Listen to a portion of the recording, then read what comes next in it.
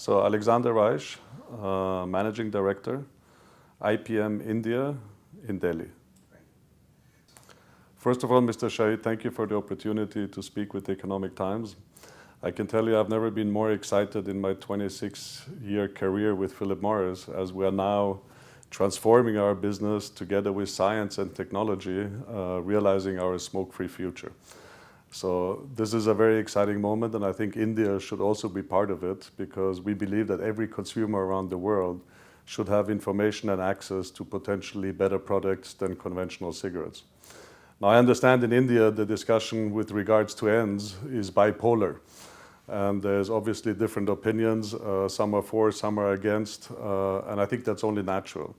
And I think what I hope at the end which would prevail is science, because I think science says the truth, and I think India needs to look at the science either from institutions outside of India or even from their own institutions when they do certain tests. So I hope with that the discussion then will come to a conclusion.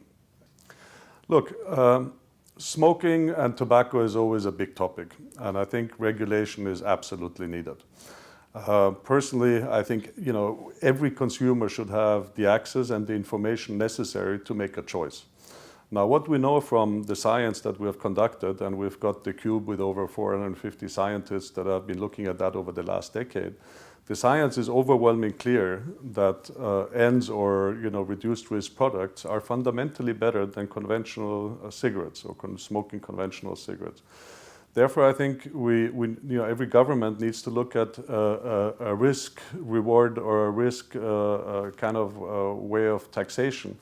The more risky the product, the higher the taxation, and also look at potentially regulation to ensure that only adult smokers have access to this product. I think it's a big, big milestone in the discussion. We have submitted millions of documents to the FDA, and this has been a process that has been very lengthy. I think they studied all of our submissions for over 2.5 years, and now getting this approval from the FDA is a very important milestone in what we are trying to create. I believe that the FDA is one of the most reputable international association or health authority to rule on some of these things. So I think every government should look and find some answers in what the FDA has ruled. Look, San Francisco I think is also special. This is about e-cigarettes. We have now received the FDA approval for the commercialization of IQOS in the United States. And the whole vaping companies are now also going through the same process of approving their products with the FDA. From our perspective, I think the science is very clear. The problem with smoking is the combustion. And nicotine is not the prime source of the disease, but what happens in the combustion is you generate tar, and that's the main culprit. So therefore, we believe that all products that do not have combustion are fundamentally better than smoking conventional cigarettes. And I think that again comes back to the science, and therefore I think also San Francisco should look at that in detail. Now, what I can tell you is, for example, in the UK government is extremely happy with its efforts for vaping, and they're very proud that they have already converted millions of consumers from cigarettes into the vaping category, and improving their public health with that. Well, we're envisioning a smoke-free future. Today and tomorrow, there's roughly 1 billion smokers out there. We now have the science and the knowledge and the technology to bring products to the market that are fundamentally better than conventional cigarettes. So we wish that over time, all of our smokers convert to these new products.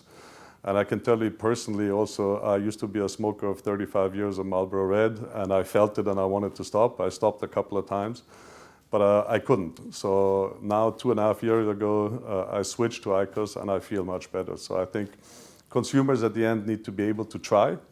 They need to have the information, and then they need to have the choice to potentially choose products that are better for themselves. Look, I think in this discussion, as I've said it before, it's always going to be bipolar. There are always going to be people for, and there's going to be people against. I'm pretty sure that at the end of the day, science prevails.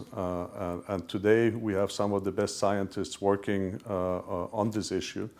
And we have a website called pmiscience.com where we publish all of these, research and results.